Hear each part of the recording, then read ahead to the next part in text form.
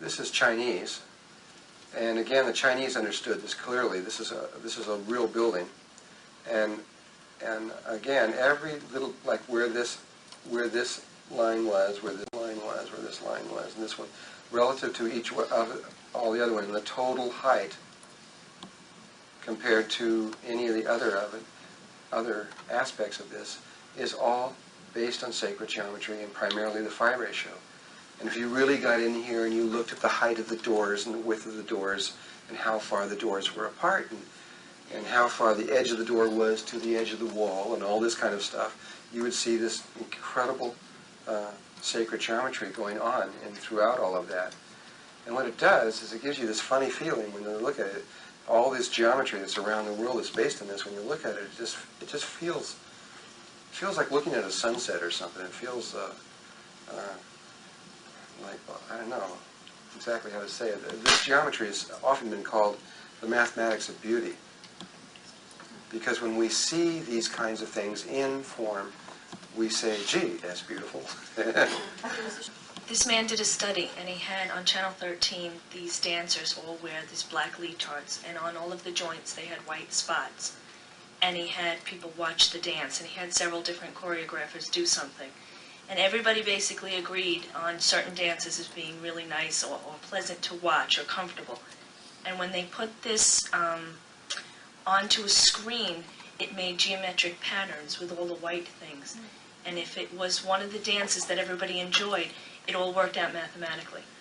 And if it was something that people said that just wasn't right about the dance, it didn't work out. And what they determined was that the mind does everything mathematically, and whether you like something or don't like it, whether you determine whether it's beautiful or not, is all based on the math. And they showed it through this. It was really cool. They showed it on the dance. Yeah. Okay. Well, I agree with that. Well, you do. I mean, everything we do is mathematical, though. At least everything from the left side of our brain is. We do have this freedom from the other side, which is not.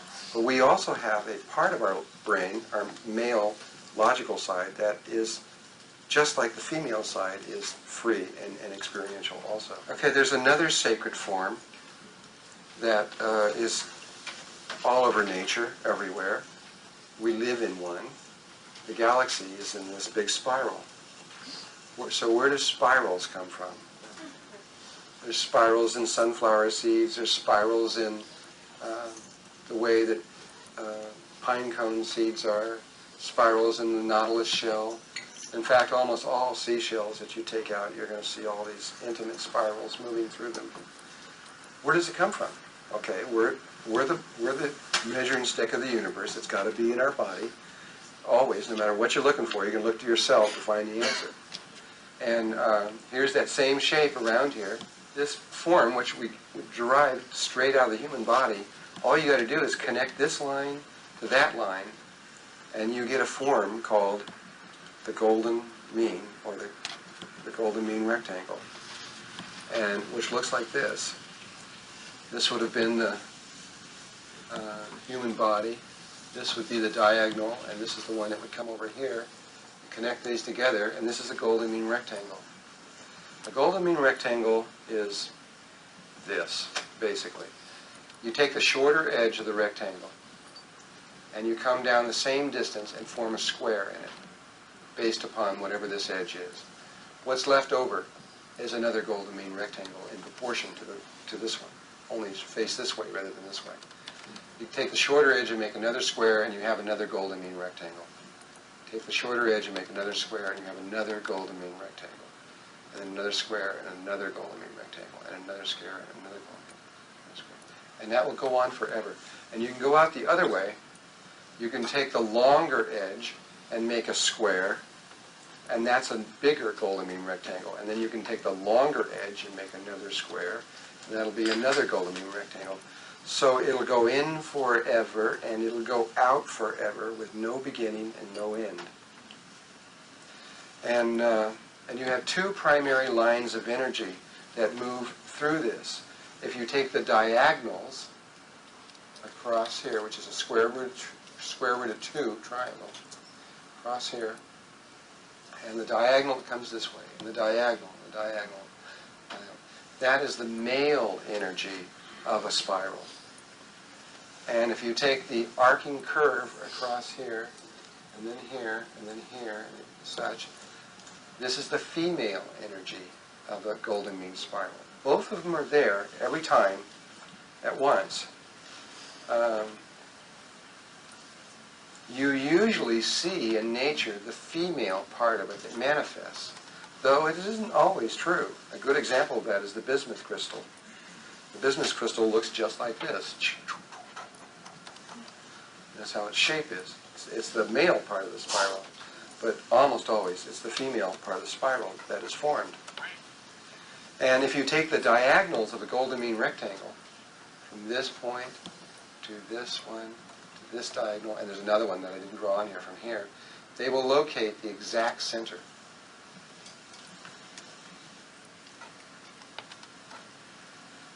Well, this shape is real important in life too. It's a logarithmic curve.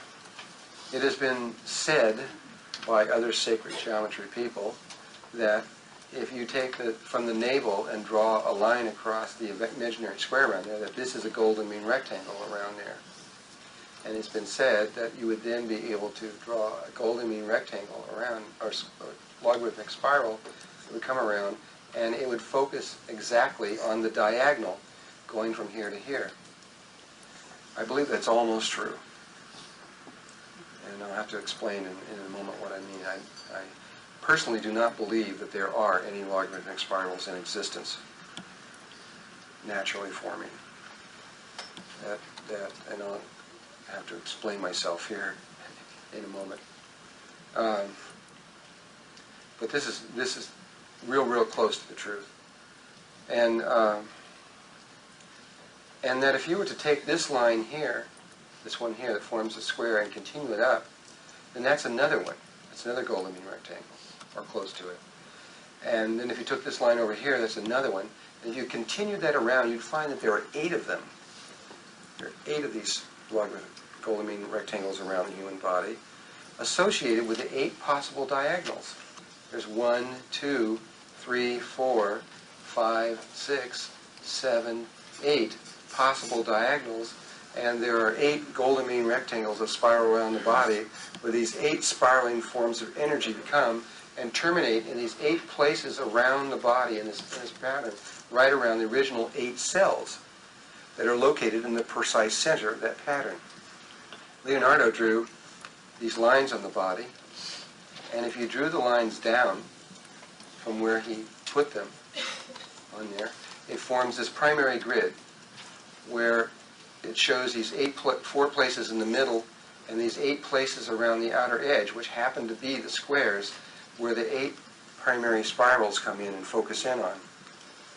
If you complete that grid totally, you would find that it's a grid of 64 squares, and which has a direct relationship to the I Ching and a lot of other things, and the DNA molecule and other stuff. But I'm going to stop that just for a moment and come back and address something, and that is this statement that I made that I don't believe that it was a logarithmic spiral. A logarithmic spiral is an irrational number, as we showed before. It has no end, and it is a spiral that has no beginning and no end. And it's something it's elusive. You can't get it all. Can't get a hold of the whole thing. And this whole thing of having no beginning and no end is very hard for us as humans to deal with. We have the part in us that can deal with something that has no end. That's pretty easy. But we have a real hard, at least I do, I have a really hard time with something that has no beginning. Just think about it. Think about something that has no beginning. You go, you can go on forever once it's started, but once it isn't, but it's hard because we are geometrical in nature, and which always has a center. And if we can't find a center, our mind just doesn't know how to deal with that. Well, that's because it's an irrational number. It's irrational. And so what life has done is really ingenious. I mean, it is the most brilliant thing that I've ever seen. That life has figured out a way to get around this problem. It's like God said to life, okay, do this thing that's impossible. And we said, it's impossible. And then we said, oh, but I know a way. I know how I can do this. And this is what happened. There was a man named Leonardo Fibonacci. He was a little bit almost contemporary with Leonardo da Vinci, a couple hundred years before. And he was an interesting person. He was kind of a monk type that used to walk through forests and everything to relax in the forest, you know, right brain stuff. But at the same time, his left brain was clicking on all the time. And he kept noticing the mathematics of the plant life and everything around there. And as I understand it, it was this plant that triggered it. It's called a Sneezeworth plant. He probably smelled it and it sneezed him, and it's never been the same since or something. But what it was is he noticed the leaf pattern on it. A Sneezeworth plant comes up and has one leaf, and then it grows one more, and then it grows two, and then it grows three, and then 5, and then 8, and it has 13 flowers. There's that 1, 1, 2, 3, 5, 8, 13. And he wrote that down, and he started noticing, and these were the things he wrote down. He found out that lilies and of course there's lots and more examples than these, but this is what he got. Lilies and irises had 3 petals, and buttercups and larkspurs and columbines had 5, and some delphiniums had 8, corn marigolds had 13, some asters had 21, and daisies almost always had either 34, 55, or 89 petals. And he looked at that and he said, hey, there's something there. So we had this sequence of 1, 1, 2, 3, 5, 8, 13, 21, 34, 55. Again, we showed you this one once before, where if you add 3 to 5, you get 8, and 5 to 8, you get 13, and 8 and 13, you get 21, etc., like that. And that sequence became known as the Fibonacci or Fibonacci sequence, depending on how you want to say it. Here's an example of the hibiscus flower, which has 5 petals facing out this way, and the stamen comes out in 5 petals facing down the other way. Pentagon facing one way, pentagon facing the other way. Of course, when we look at plants, we don't really think of them as being geometrical, but they are. And this is what life did to solve the problem. 1, 1, 2, 3, 5, 8, 13, 21, 34, 55, 89, 1, 2, 3, 5, 13, 21.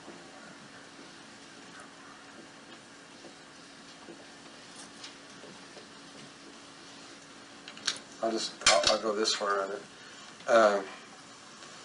Remember this number of the phi equals 1.618. We'll go that far on it. And look what happens when you divide the one term into the previous term. If you divide 1 into 1, it equals 1. Now 1 is a lot smaller than this number. And if you divide 1 into 2, you get 2, which is a lot bigger than this number. If you divide 2 into 3, you get 1.5, which is smaller than this number.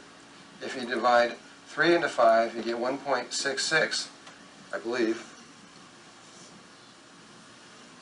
Yes, which is greater. If you divide 5 into 8, you get 1.60, which is under the number.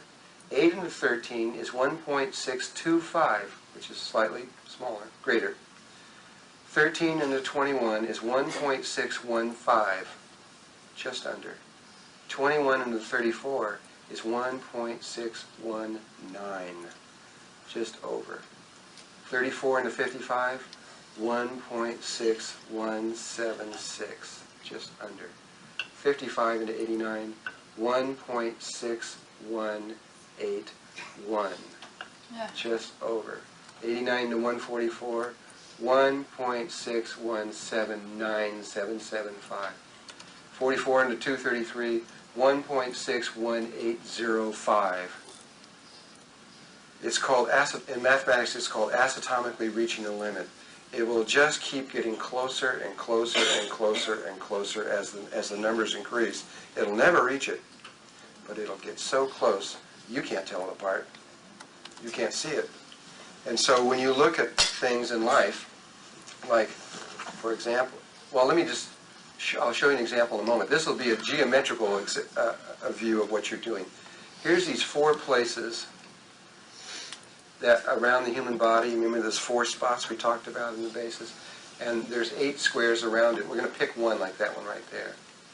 And we're going to take the diagonal across one of those little squares and use that as our measuring stick. And we're going to call it 1. And so the diagonal that goes across that little square there will be 1.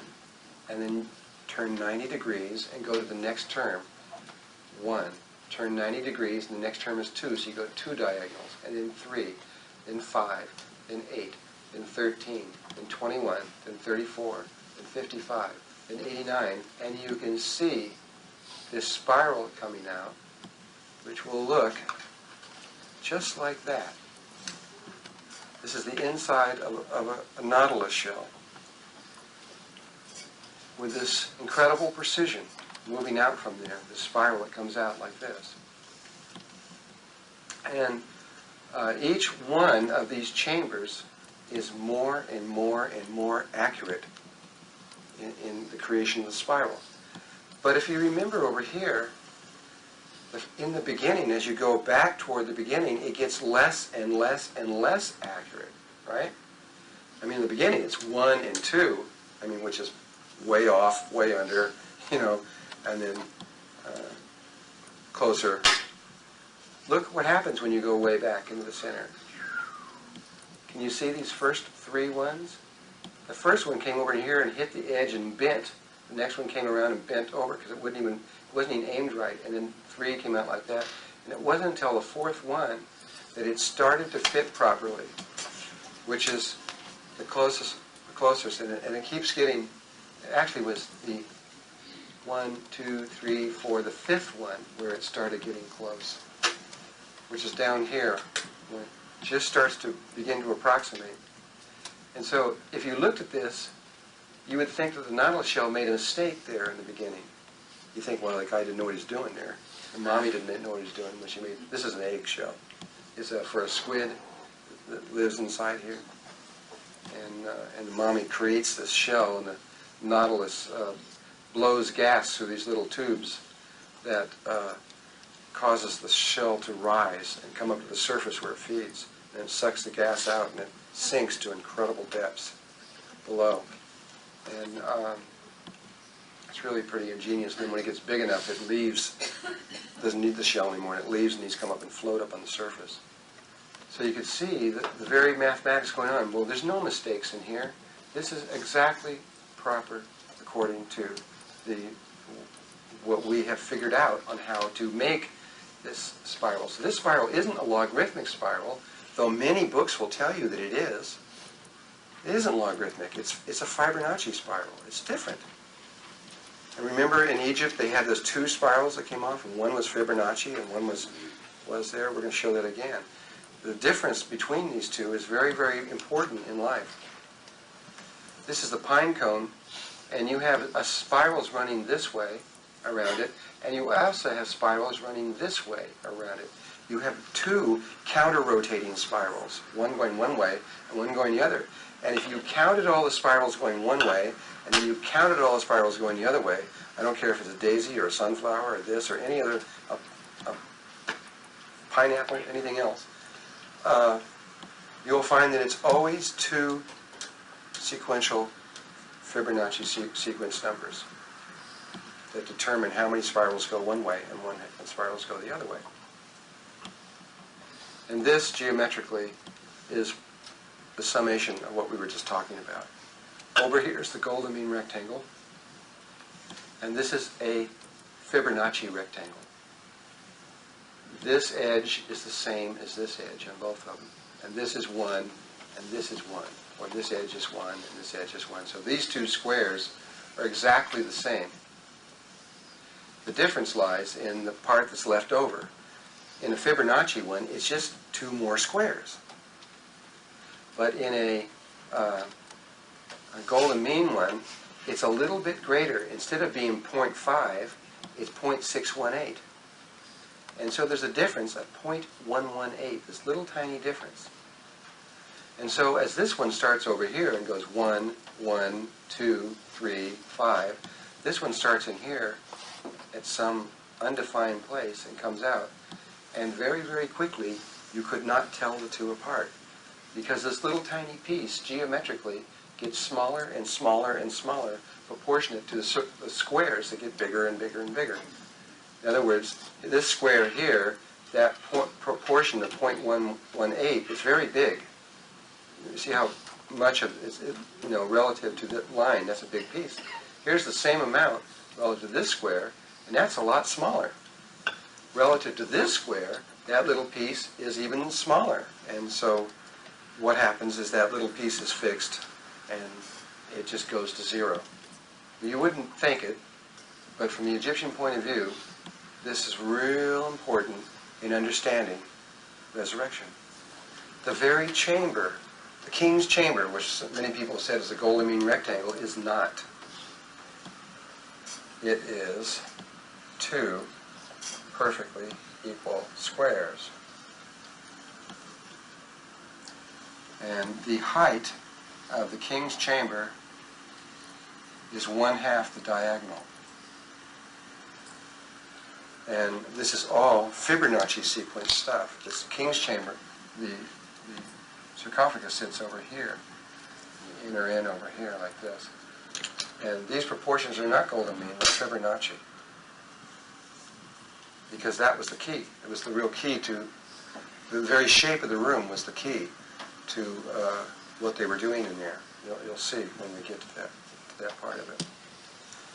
So this has no beginning and no end. This has a very, very definite beginning, but it doesn't necessarily have to have an end. And that's who we are.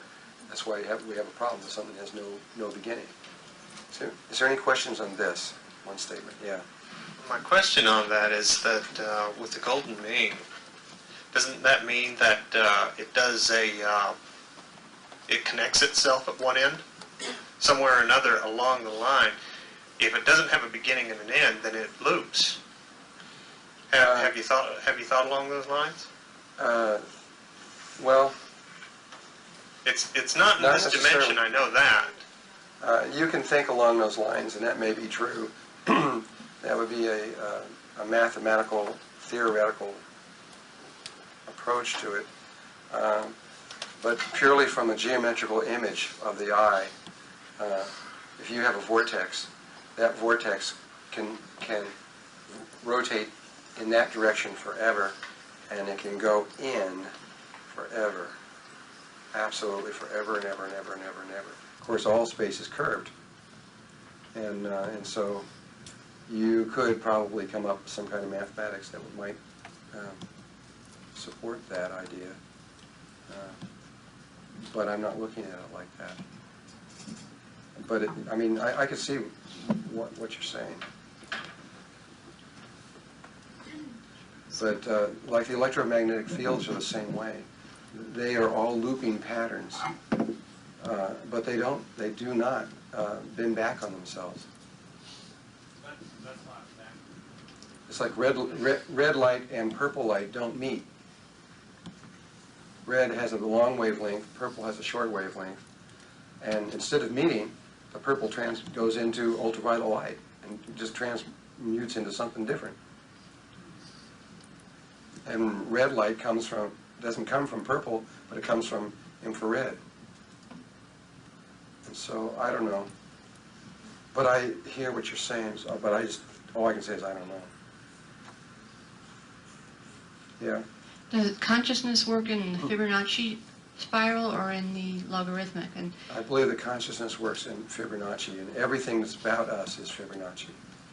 We're totally Fibonacci. in so our then, nature. potentially the wider our consciousness got in terms of more of a universal mind, the closer we get towards that ideal then, right? The more closer that we would approach that mathematically. It very rapidly approaches it so quickly that there's just no way to visually see the difference. It doesn't take very long for that thing to expand out there before you just, you can't hardly have an instrument that could detect any difference. Yeah. It's pretty ingenious what we did. I mean, it really is. It's an amazing solution to a problem. I think I might have missed an important transition point because this whole discussion started upon the square within the circle. And where are we going with all this? We're going with the drawing by Leonardo. It's not placed in the same way, and I don't quite understand how the perfection of all of the mathematics in there can happen when the square is not placed in the same proportion that it was in the original drawing, where it was directly in the center. It's moved down. Oh, you mean in the original drawing that we started out in the very, very, very beginning? Exactly, right. It was centered, That's and then with Leonardo, with Leonardo, that's what I was saying is that you missed an important little piece there. What is the next one in this? This goes back to it? Here it is. The difference in space, this is the center of the circle, right? This is the center of the square. That difference between the navel and the base of the spine is a sacred proportion.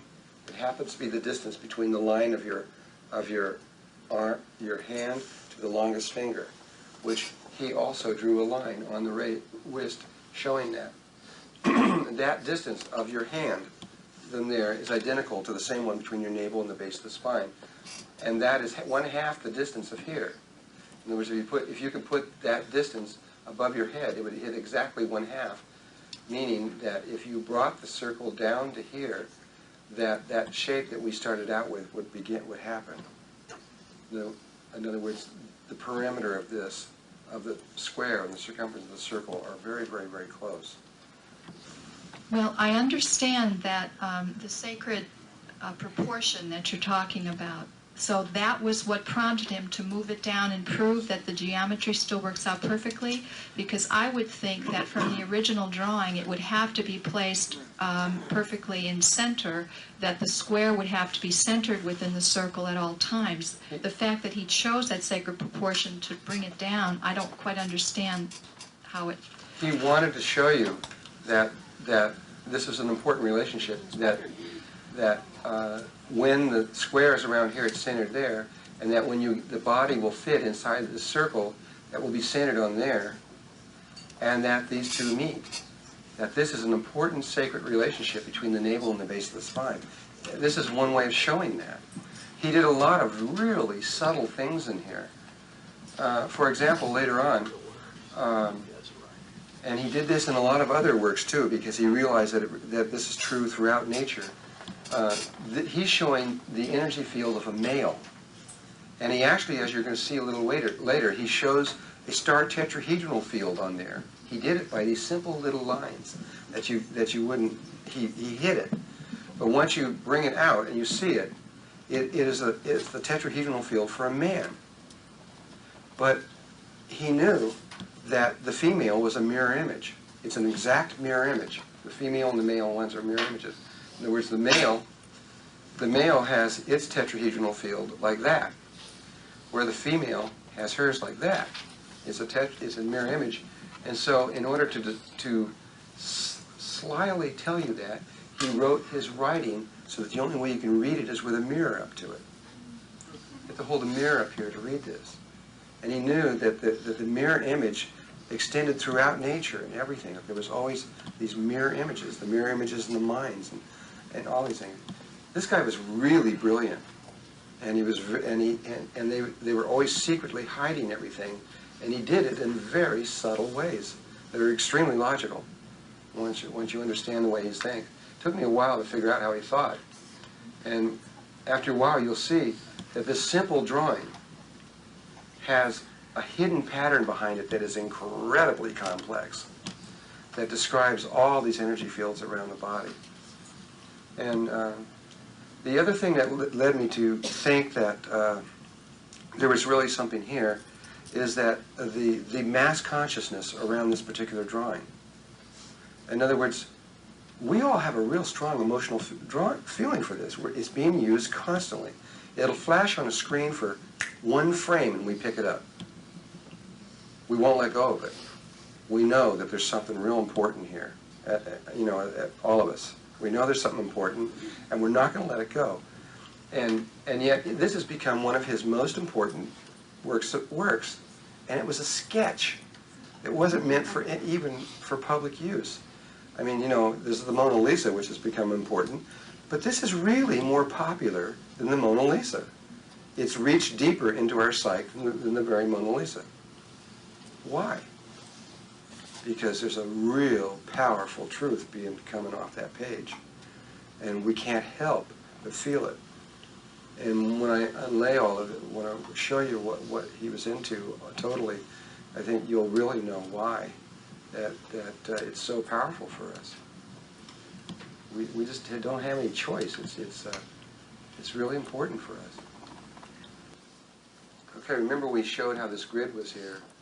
Well, if you complete the grid, you complete all the lines. If he drew a line on the elbow that came down and just made that, make the line go all the way down. Make them all complete themselves all the way through. And you end up with a grid of 64 squares around the body. The head is one of these squares.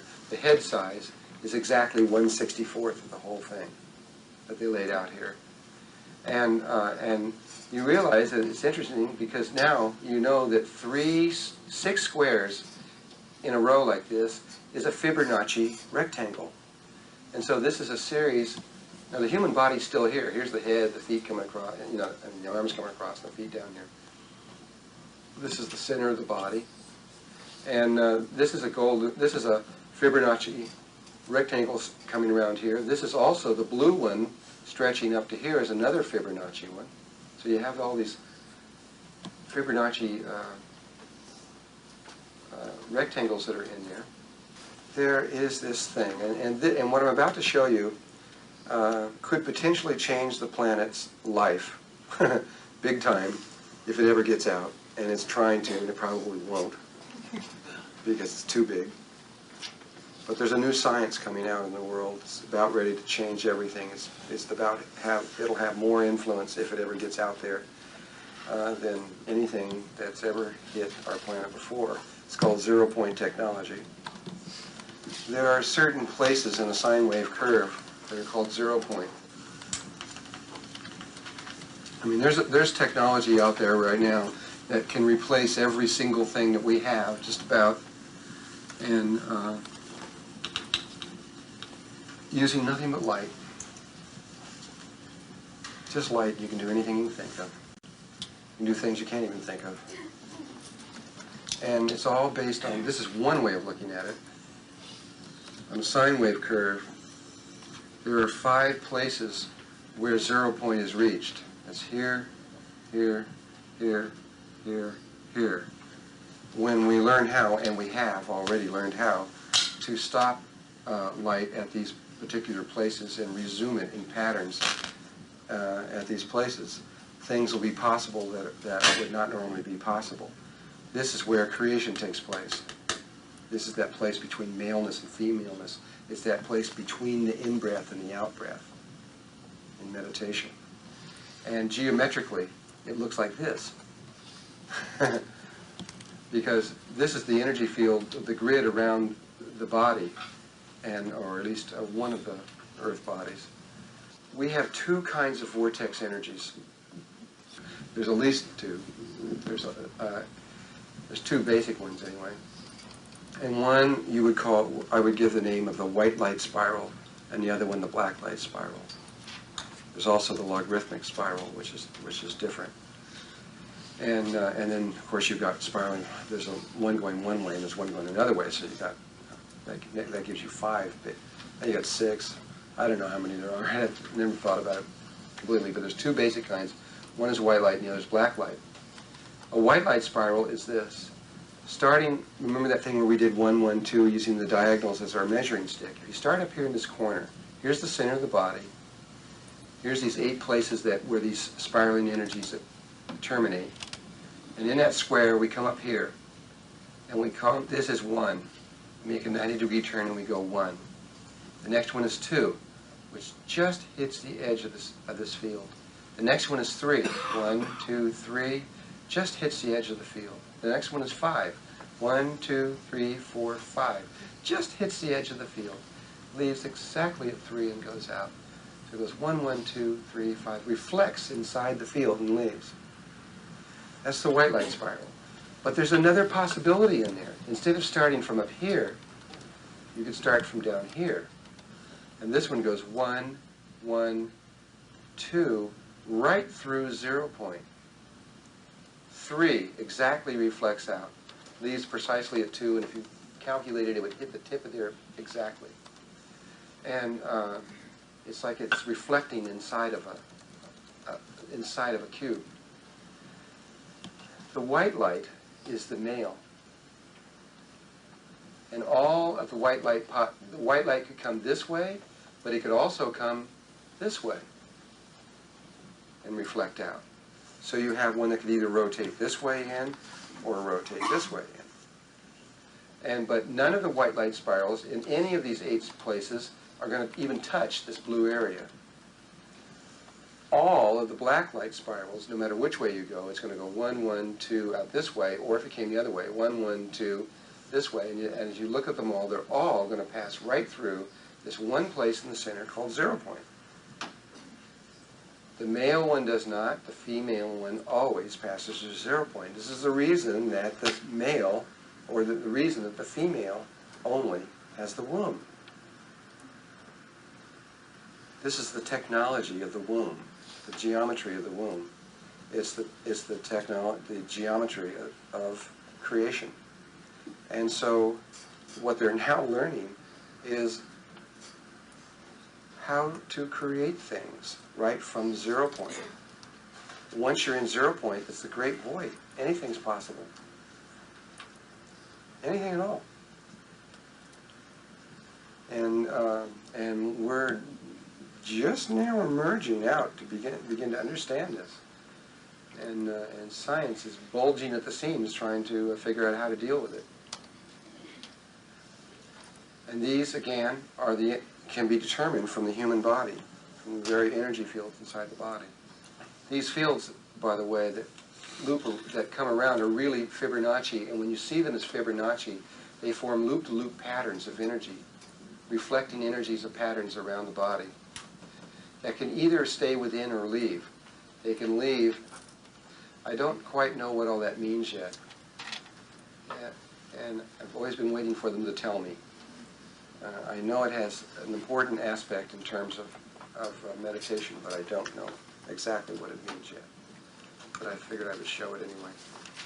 This, the 0 point technology that we were talking about before, has, I'm going to show you right now just the male field. This is the entire male field of the lines of energy that would come off of the human body, just from those 8 places. These are all the male spiraling lines that come out. And I've shown you 4 of the female trackings. So you have one blue spiral coming out like that, one yellow one coming like that. You got I don't know what that is, a purple one going like that, and a pink one going out like that. Notice these hearts. A set of hearts facing this way, then a set of hearts facing this way, then another set of hearts facing up this way, and then a bigger set of hearts facing over this way, and they're all at these 90 degrees angles to each other. You're going to see these later on, that they're real important, again, in a lot of the research that's going on. None of them pass through those center 4 squares. That's male, this is the female. In the female, these are all the grid lines coming off of that, and I just tracked 2 of the spiral, the Fibonacci spirals coming off there, and you see a heart facing this way, then a heart facing that way, then a heart facing this way, getting bigger and bigger. This is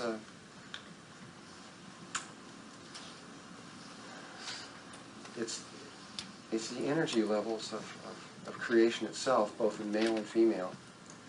And you're just going to have to watch what this means a little later as more things unfold here. Hopefully this will start meaning more and more to you. Okay. Well, only that it is the womb. What the female contains this organ in her, but in the center of that organ is this 0 point place, which is based on this geometries. And that you can, who's that? You said that? Yeah. And that you can, when we talk about the Merkaba, when we talk about some other places, I'll bring back this thing. The Merkaba is just a huge 0 point field that can take you through the great void, but you can create directly from it. Absolutely directly. What is so important to understand about that 0 point technology? Is it that the whole power of the universe resides in this 0 point? The 0 point is the great void. It's where it all began. Where everything becomes possible from that point? It's where, from that point, a change in something, you could be passing into 0 point. We keep passing through 0 point all the time. Every time we take a breath, we go through 0 point. But usually we pass through it and come right back out the other side with no change, meaning nothing changes. But at 0 point, you can go into it, make a change, and in 1 second come, and everything's totally different. Completely different. So this will have to do with the CDs that you can manifest from the Merkaba point Yes. of view? You don't need to know it in the kind of detail. Again, like I said, you don't need to know this. You just need to know about it. You know. In other words, you can manifest anything if you know how to do the shift as you go through the void, with your breath. Once maybe. you go into 0 point through the Merkaba, then it is possible then to completely heal your body instantly of anything. By following your just for an breath. example.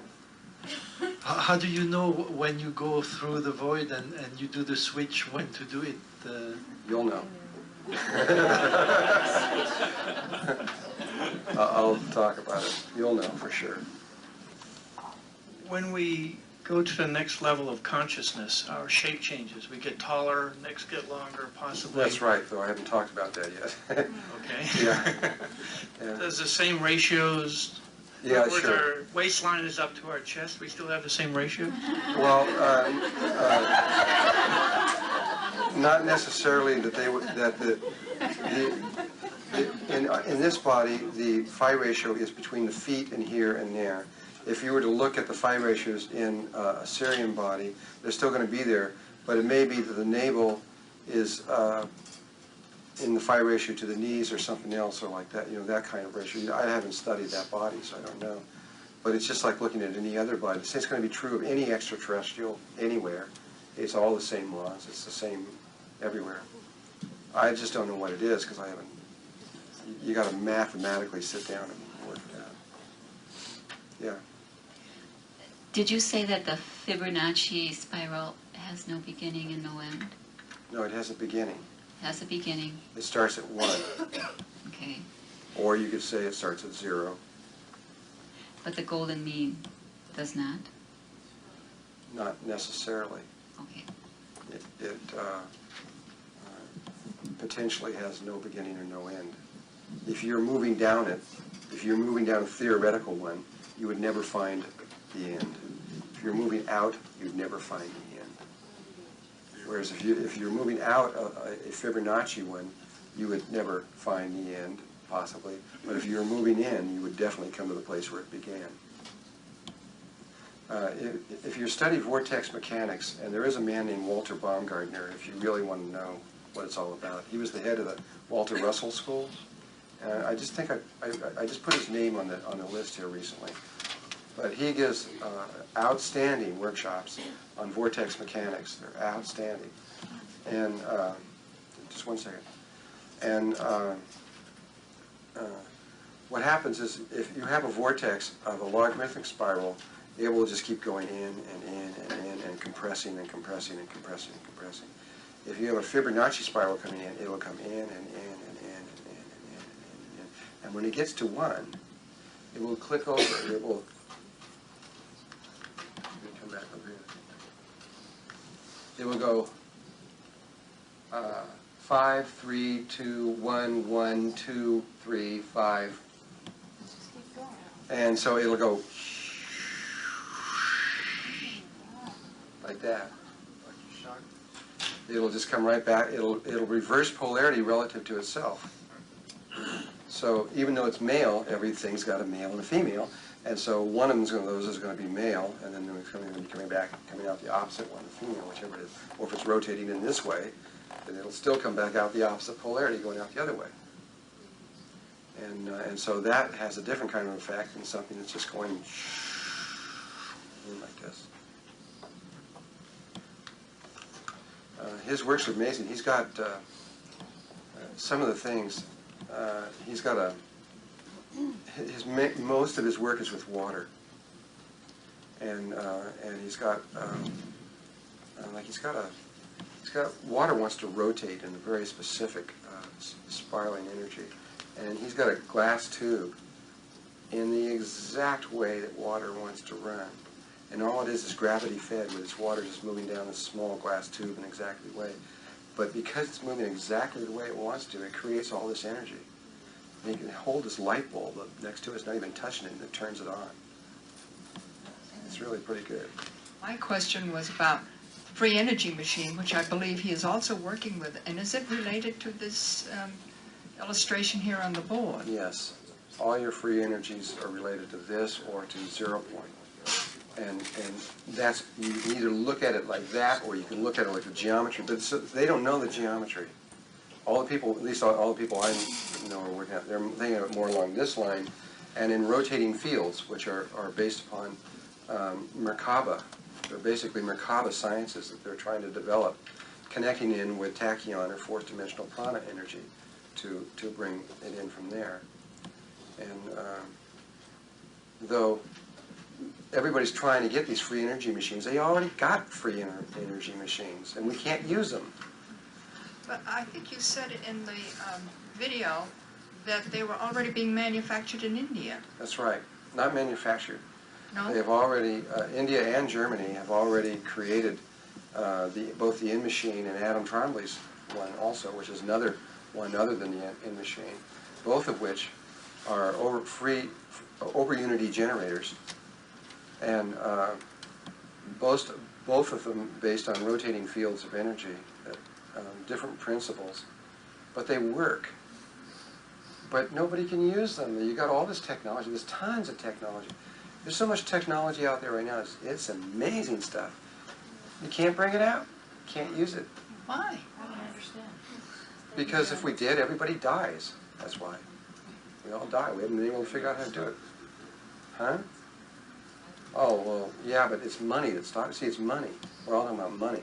If you bring out free energy machine, they've got them. So you got this little machine about so big, and you plug your house into it, and you got free electrical energy for the rest of your life. There's no moving parts, or in one case, in atoms, it's a disk rotating with magnetic bearings in a vacuum, so nothing wears out ever. What would happen to the world? How many countries would be destroyed utterly and completely? How many millions of people would die overnight? Why? I don't understand that. Because what would happen to all the oil companies, all the oil countries, all the Arabs and Saudi Arabia, and all that stuff like that, and a lot of other countries, Mexico and all the people that are producing oil, wham! In a short period of time, oil will be worthless, absolutely worthless. What would happen to all the oil companies in the United States and all the impact and all of that stuff?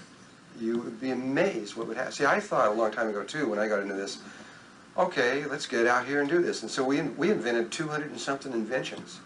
All of them were on Star Trek level. We could do things you wouldn't even believe what we could do.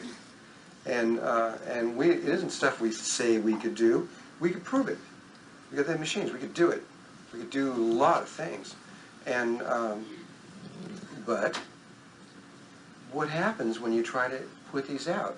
No matter what you try to put out, you're going to be hurting somebody somewhere in a big-time way, with most things anyway. And the more powerful impact it has on the world, the more powerful it has. Supposing that you had a little light that would heal any kind of disease you can think of, just supposing there was such a device, then what would happen to the United States if that was released in the United States?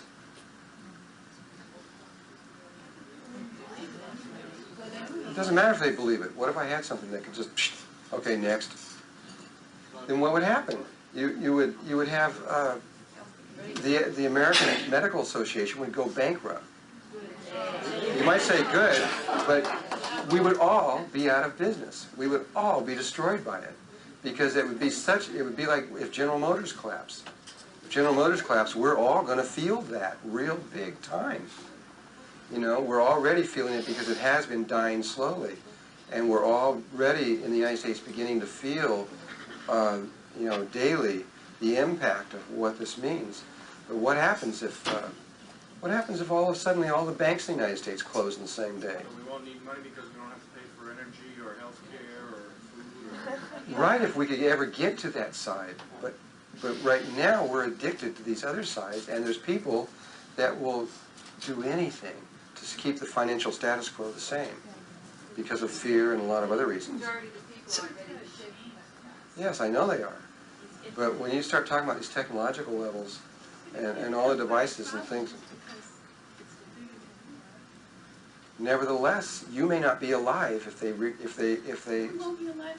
I know that. I understand it. I'm not saying it's wrong. I'm just telling you what the problem is with the people that are out there that have these inventions. There's a guy who used vortex mechanics to create a tube that's about 30 feet long that would suck in it anything and break it down into about 2 micron sizes. And then as it moved along the tube, which never touched the sides of the tube, would move like magic down this tube and come out the other end instead, it would dump it into according to its atomic weight. And so you could take garbage and stick this tube toward the ground where you got a garbage dump. It would pull 200 tons of garbage, including the earth and everything else, through this tube at the rate of 200 tons an hour, and it would come out in all these little piles, which happen to be all the elements of industry. Solve a lot of problems, wouldn't it? Yeah. He brought this to LA, and you could put 2 of these, one of them on the back of a big semi-truck, and drive these into LA. 2 of them could process all the garbage in LA, and instead of costing $80 million a year that LA is spending, they could make money off the garbage, because it's in very usable form, with no garbage, nothing, not a single thing left over at all. And he said, he figured, okay, no problem, let's do this. And they said, and he was immediately greeted with this goon squad that said, if you even think about doing this, you're dead. Get out of here. Why? Because it was the mafia that holds the garbage there, and they want that $80 million a year. Even though they can make more money the other way, they don't want change. They want this money coming in the way it is right now, and they don't want to change anything. And his life was threatened, and so he ended up having to go to China to get out of here, and they're trying to develop it in China now. And I've seen this time and time again. Like, for example, many years ago, we had invented 2 light bulbs made on technology that they just have rediscovered in the last year or so. But we had discovered this back in 1970. And 2 of these light bulbs would light up Yankee Stadium brighter than daylight.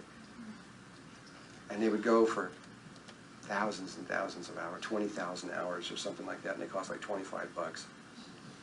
And so we were going to figure, well, let's make light bulbs that will last forever, you know. We can make little ones, big ones, and they do all this stuff, and they don't take hardly any energy because they're based on totally different principles. They're based on radio waves rather than heating this thing. And General Electric found out that we were going to do this, and we thought they were going to be real happy and want to buy these and all that stuff. And they came in. My partner was in the other room. I did not hear them say this, but General Electric went up to them and said, "We want to buy your light bulb."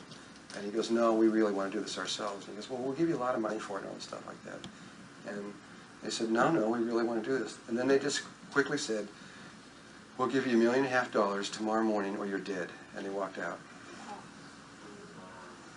They weren't kidding. He knew they weren't kidding. He sold it to him. General Electric shelved it because these banks of light bulbs that are in all these stadiums and everything only last like 25 hours or something, and they cost a lot of money. And it's millions and millions and millions and millions of dollars, and it would have just been totally wiped out. And so this was reinvented recently by someone else outside of General Electric, obviously, who you now can buy these light bulbs. They finally got it out. And then I was reading the statement by it, and I said, aha, they finally figured this one out again. It took 20 years. And they came down here and they asked General Electric what they thought about it. And General Electric says, "Oh, we had invented that many, many, many, many years ago, but we thought that nobody would want it, so we just kept it." They admitted that they had it. And it's all bull. Huh? It finally happened, yeah. Is that because consciousness is But they waited for 23, 22 years that they were making probably $50 million a year for 22 years. So essentially what you're saying is that if circumstances accelerate at the pace they're going, the whole banking system and the government would have to break down before any of this new technology could be established? I don't know that for sure, but we would have to cooperate. There would have to be a world cooperation. There would have to be a lot of love happening, which we don't have right now. And a lot of the fear could go away, at which point, if there was cooperation, it could be done in such a way that the technology could come out without people being hurt. In other words, give the invention to the oil companies of the free energy machines so that they can distribute them, so that they can replace their oil with this new invention that would generate the same kind of funds but wouldn't wipe them out. But you've got to do something like that. If you don't do something like that, you're going to have a war. You will continue to have wars. As soon as you try to take away some country's total ability to survive, they'll do anything to get you. Anything at all. If they have to blow up an atomic bomb in New York City, they'll do that. They'll do whatever it takes. Anything. Anything at all. It doesn't matter. Anything at all. So you let them decide when it's going to happen? No, but this is the kind of world we live in. This is what I finally realized after a long time. It took me a long time. I was really innocent going, well, let's save the planet. And the planet doesn't want to be saved. I mean, it would like to be saved, but not if it means they're going to lose their money. And, same way with President Bush. We had this thing in Rio, and President Bush didn't even want to go to that because he was afraid of getting trapped into some situation where he would have to sign something saying that he would have to reduce some of the emissions or something else like that, which would cause millions of jobs in the United States. And we were already in a recession, and he didn't want to do it. Nobody wants to be the first one to be hurt or to have the pain happen to them. Because the only way we're going to get out of this thing, if we're not thinking of any fourth dimensional levels or any other stuff going on, is we're going to have to, somebody's going to have to make some changes, and there's going to have to be some compromises and gifts. But we do have the technology that could heal almost all, if not all, of the environmental problems, and very rapidly. Though some of them now have gone beyond the beyond. We could have done it a few years ago. Some of them are now so far gone that I don't even know if we have the technology to be able to solve them at this point. Well, I can't, from my point of view, I don't see any other answer, and I've really looked in other ways, and if anybody's got an answer, I don't care if I'm wrong, I mean, if you can find a way to heal this planet, though I think that there's something outside of the system that's even greater than this that's common, that's going to force us to leave here anyway. But So from the fourth dimension, when we go through this polar shift, is Earth itself going to be re-inhabited by those of us who've made it through to come back with greater technologies? And what would No, technology? no, we won't need technology. The whole thing with technology, I think, should be left for a little while, and because until I get to the place where I can really talk about where technology came from and what it's all about, because there is technology is not our friend. It is the problem. Yes. Secret is in God-centered technology. That's correct. None of them are common. That's right. A living fields of life based upon our connection to all life. This is why I'm here. And I'm sure this is why everyone else is here. And this is the kind of thing that moves. You can do things alchemically. That's right. That you would never be able to do otherwise. This is exactly. And you can utilize regular technology with God-centered technology to create all kinds of things that you would never begin to dream. 51% is passing in metaphysical kinds of things that I've learned. Not only that, but 5% will change a whole population. Yeah, I think it's 7 actually. Well, to really, I suppose, solidify it, but then that's about as much that takes a magnet, a charge. But it works with the population. Because in advertising, as soon as you reach 7% of the population, the next morning, 100% of the population knows your product. This is how we're going to be moving, and this is what's been demonstrated in these isolated incidents of the things that have happened. So it is happening already all around us, and it'll be accelerated because the energies have accelerated. Yeah. But we've got to go in the internal direction, because to try to find a technology to heal the problems of technology, though it seems like an answer in a way, as we get deeper and deeper into this thing about technology, I think you'll maybe come up with the same conclusion I have. It's just an illusion. We just keep getting deeper and deeper into the technology. I've seen technologies with my eyes that are so clean, so beautiful, so awesome, that you would think they would be the greatest thing in the world. At least I thought it was. And then I had the angels come to me and say, nope, not the way it goes. I mean, I was taken aboard a Syrian ship. This is about a 50-mile long ship, and they led me through the whole thing. I spent 3 days on it. And it was, the whole inside of the ship was white. The outside, the exterior was black. And there was no moving parts anywhere. There was no electrical circuits. There was no nothing. It was just, it looked like an art gallery. All there was were these moving shapes of white. It looked like art forms. And the people simply psychotronically connected with these different shapes and was able to do anything. And when I came back from that experience,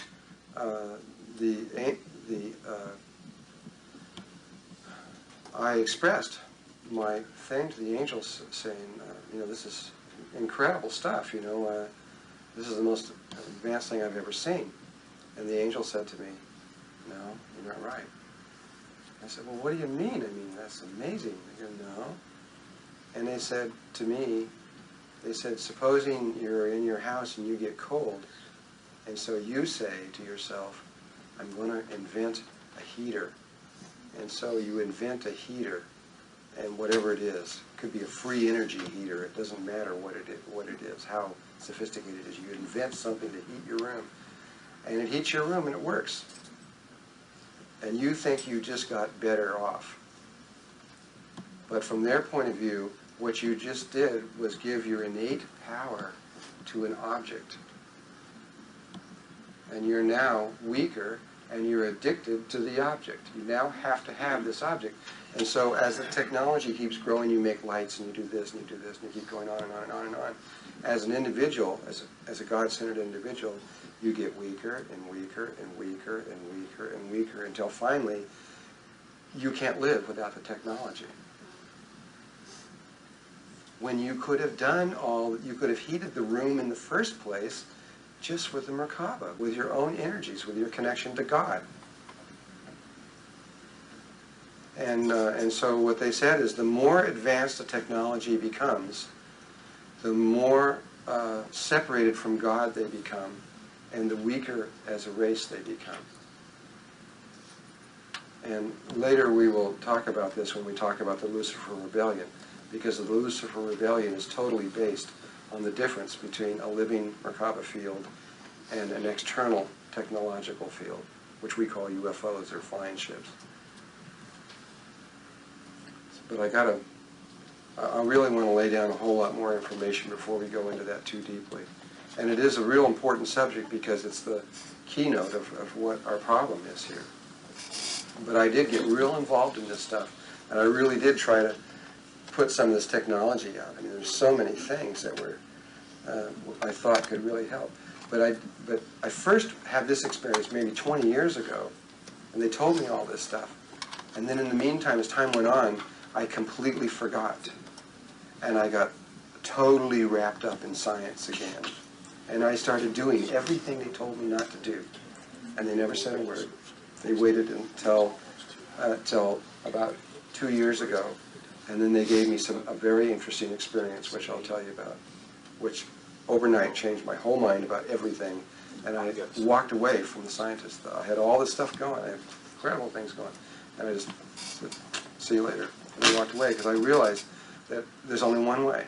For me, maybe not for you, but for the only way for me is I got to figure out how to do this on my own, completely 100%, without any kind of stuff. And I know we're still addicted to cars and things like this, but I'm not going to add to it.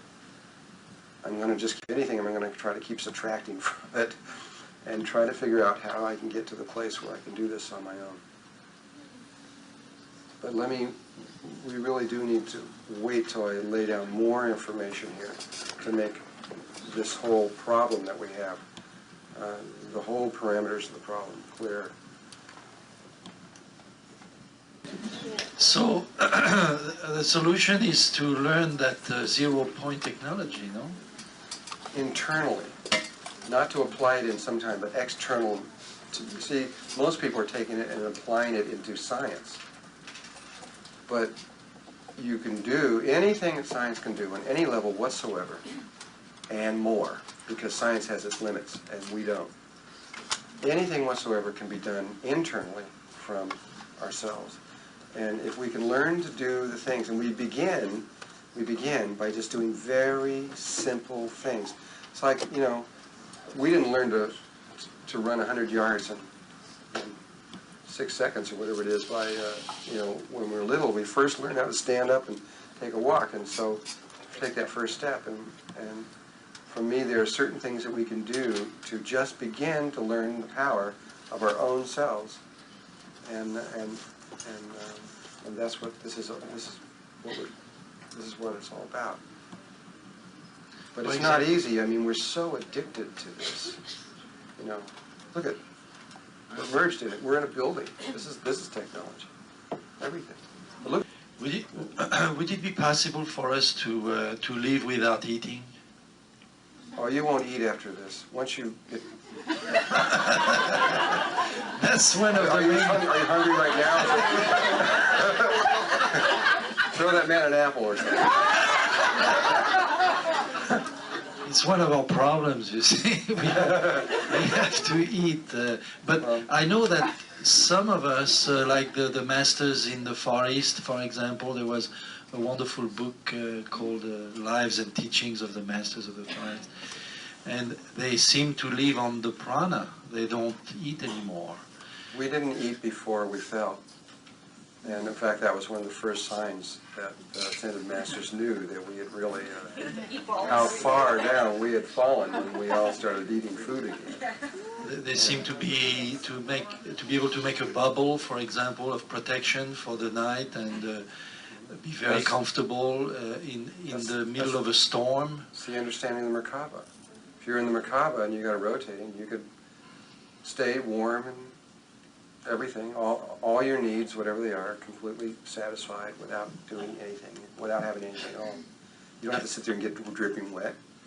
You just have the water just go right around your field. Can you teach us how to do that? That's what I'm trying to do.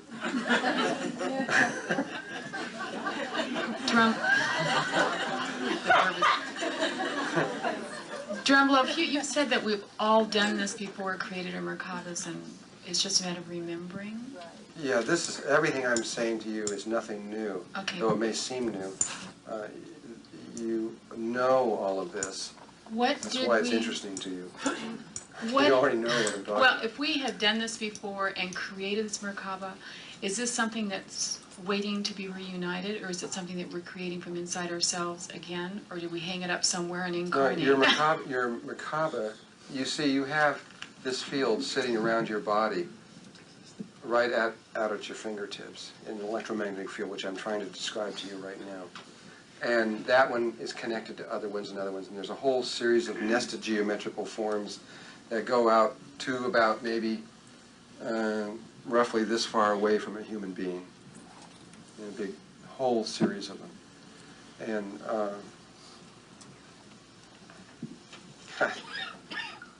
what was the question? I got way over there and forgot what I was doing. I need that apple real bad. If we did it before, Yeah. and we forgot it when we incarnated, is it something we jumpstart to get going again, or is it sitting okay. somewhere waiting to be Well, the reunited? fields are sitting there, and they're all there. There's actually 3 sets of these fields that are superimposed over each other. 3 identical fields. All we have to do is remember how to begin to activate it, which is breathing the prana down through the pineal gland, coming out, activating the field in that kind of way, and beginning the rotating process. So you have one set that will rotate this way. Just an entire set like this. It will begin to rotate like that. The one that rotates to your left, counterclockwise, is male in nature. It's electrical, and it is literally your mind. It's knowledge. And the one that rotates this way, which is an entire set, just like you see going there, is female. It's magnetic in nature, and it is literally your emotional body.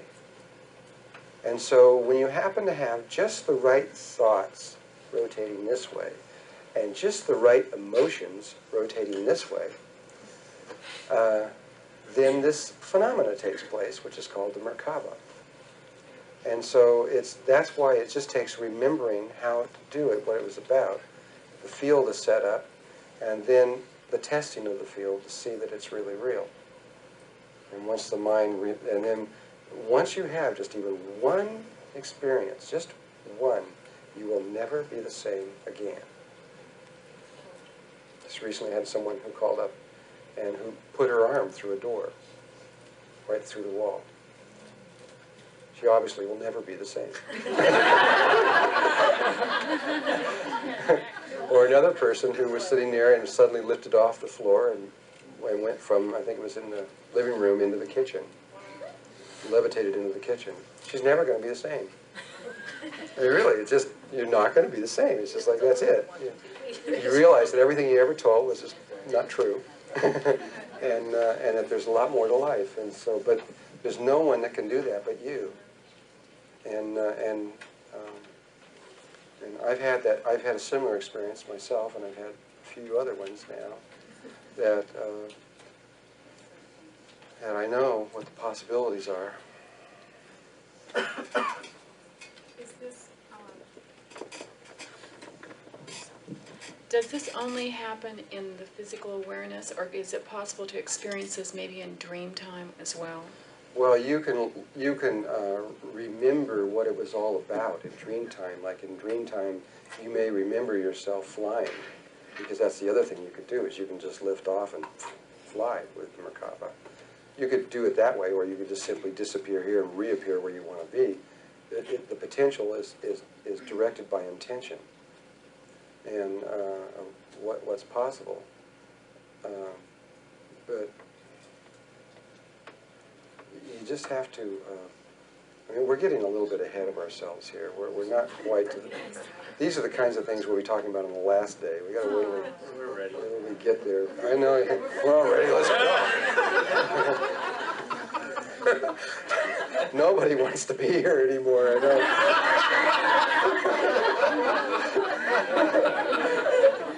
It's that way all over the world. I mean, everybody's fed up with it. So, who wants to, it's really... They used to teach this in the monasteries in Tibet. Oh, yeah. Sure. This is what, in Tibet, the final test was after you had done 108,000 prostrations and thrown your mala beads against all the walls and the temples, and you walked around all the mountains, and you'd done all the various things. And when you got really, really old and you're almost ready to die, then they told you what it was all about.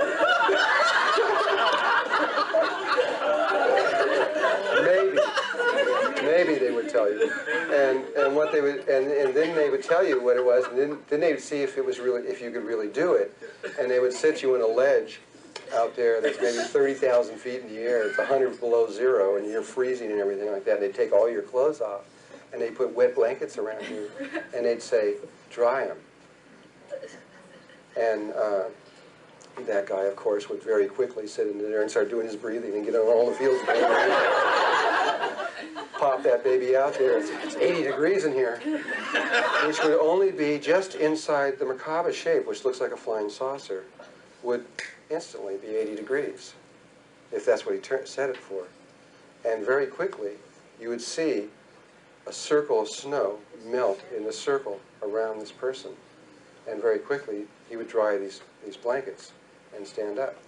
And he would demonstrate in real time to his teacher that he had done this. And Omni Magazine just videoed this. Yeah, they were allowed to video it. They sat there and watched one of these guys do it. They allowed them, they would have never allowed this before, but we're ready. I mean, we're ready for this stuff. And they said, "Watch this." And he just did it. No. I don't know whatever's going to, I never know what they're going to have me do. I don't know what's going to happen. No. But this is where we're heading.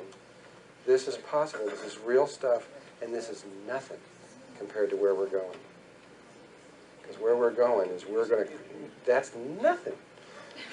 We're going to create the very universe we're in, second by second, and everything in it. Which is a lot farther than just creating an orange in your hand. So is that the reason, like, if some of us have memories of that and we could do it before, but we would have to come back now and wait for this time in order to change? No, I mean, that's everyday stuff on higher levels. Just down here, why you ended up here, I don't know. Most of you are probably coming from higher dimensional levels and have a reason for being here. But when you come in here, then you've got to become part of it, like me, and everyone else. You become part of it, and you forget. You got to start over like everybody else. But you usually very quickly come back to this place where you start remembering, and we're all starting to remember, and people everywhere are starting to remember. This is happening everywhere. It's great. There will come a time, I know, I can feel it, I can see it about to happen, when all of a sudden, everybody in the world is just going to go, "Yeah!" and it's over. That's it. It's just over. It could be over in just a second. The dream that we're in, this nightmare kind of that we're in, can just be over, just like that. And all the problems. What's an environmental problem like a dirty ocean? What is big deal? If Christ could turn water into wine, you don't think a whole planet full of Christ beings could,